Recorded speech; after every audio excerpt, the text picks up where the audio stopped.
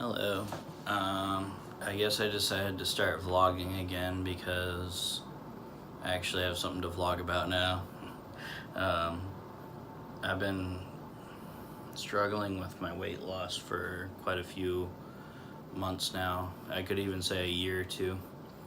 I did really well back when I was doing all those vlogs, dropping weight regularly when I was following a strict diet and workout routine.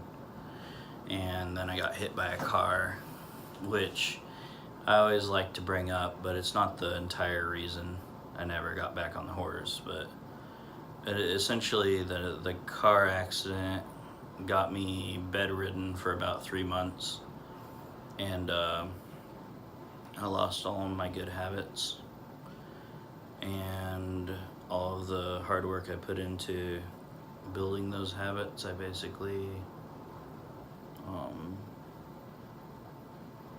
basically stopped doing. Once I got back to where I could get into the gym again and stand up and cook without losing my balance, I basically have had a 1 or 2 year journey since then where I've made attempts to get back on various diets, and I've made attempts at getting back in the gym regularly, and I even made a couple of vlogs when I thought it was gonna actually be something I committed to. And usually the first week's pretty easy. It's always the start that is the hardest part. So usually the first week or two is the easy part, and then I'd always fall off the horse. So it went in waves where I'd lose some weight and I'd gain some weight, and I kind of just hovered back and forth between the weight that I got up to during my accident recovery, which I jumped straight from the 172 that I was doing all the way up to like a 205, 210, and then from there it was like basically I'd lose 5, 10, 15, 20 pounds, not 20, like up to 15 pounds I'd lose, and then I'd fall off the horse and I'd go back up, and I started slowly like going above where I started.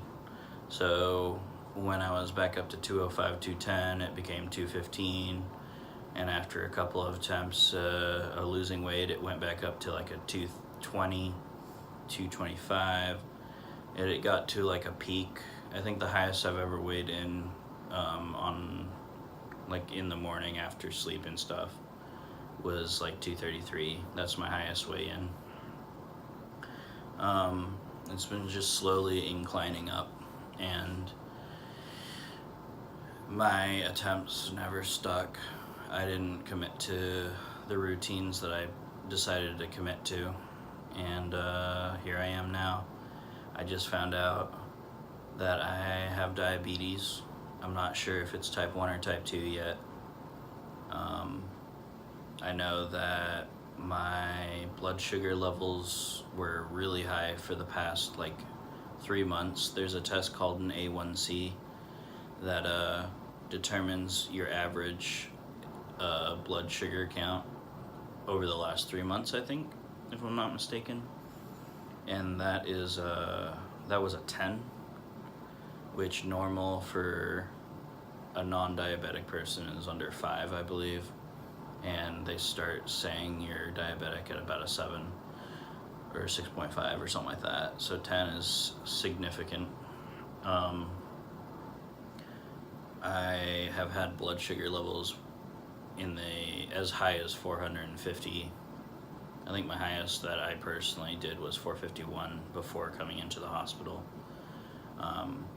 Right before, and I've never had diabetes before, so this is all new to me.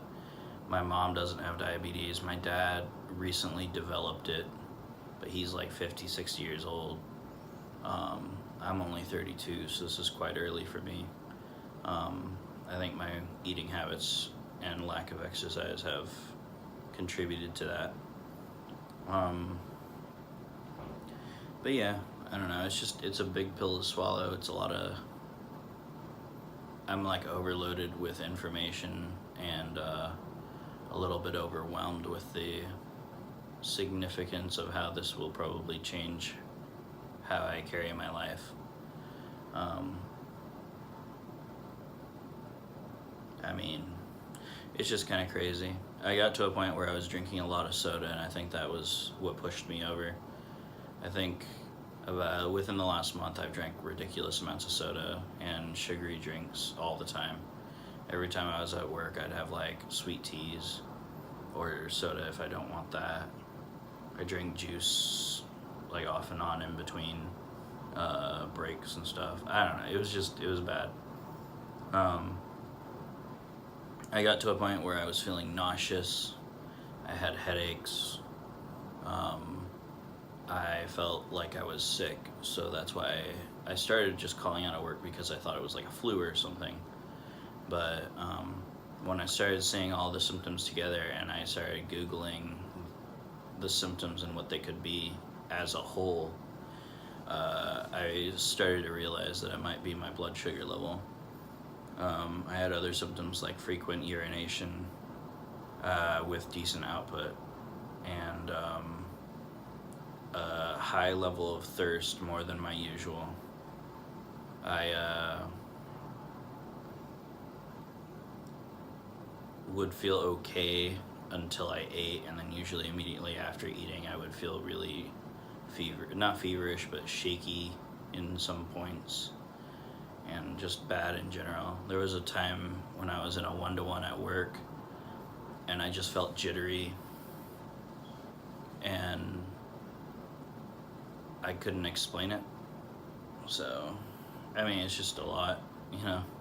But it got to the point where I was feeling so sick that after I realized it could be my blood sugar, I went to Safeway and I bought a glucometer, and I got a blood sugar test done on myself, and the result, while I was fasting for 12-13 hours, I hadn't eaten or drank anything with any kind of carbs or anything in it for 12 or 13 hours, and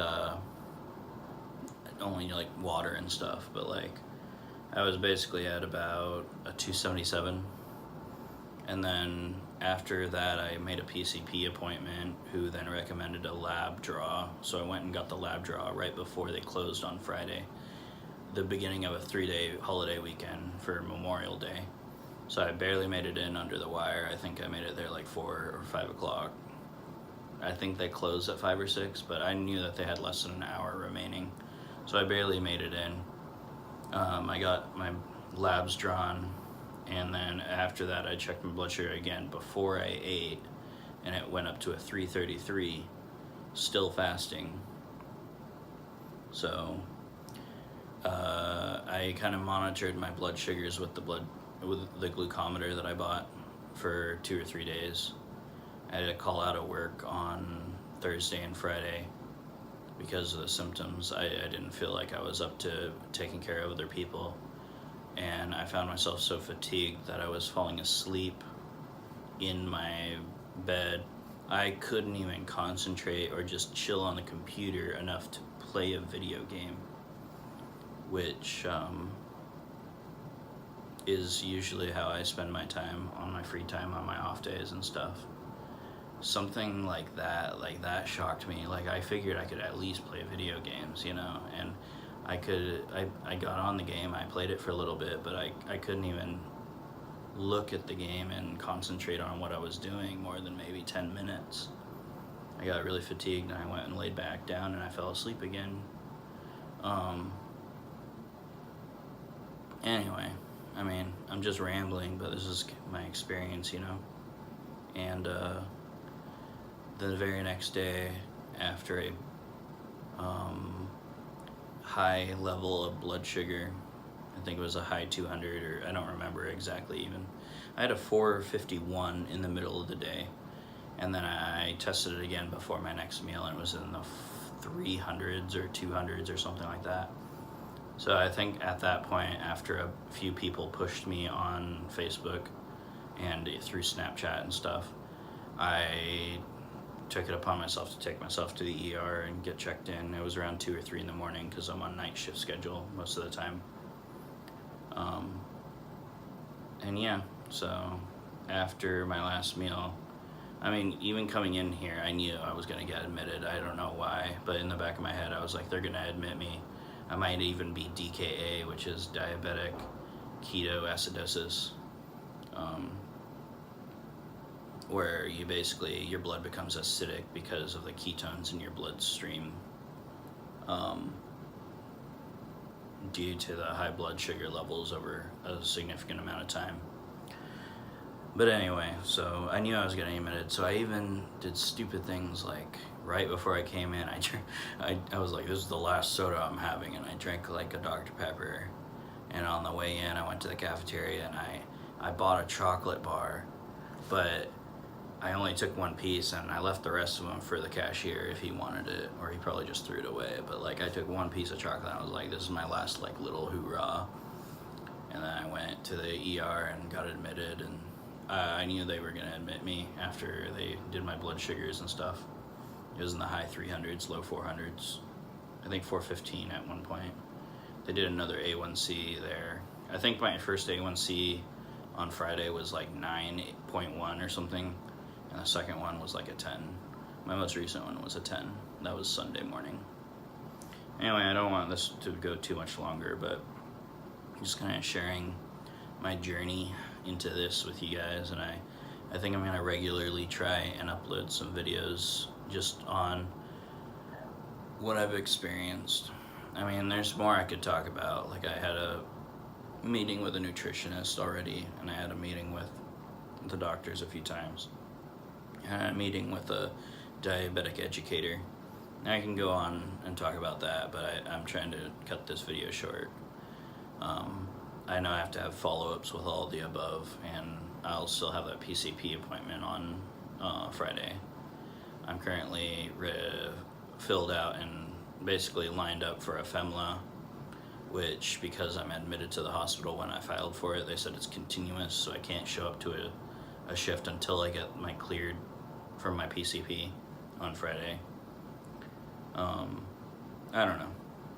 I just kind of want to rewind the tape and go back and not go down this path, but it's a little late now. And from what I've researched, type 1 is not something that you can usually crawl out of and get cured by. It's like lifelong.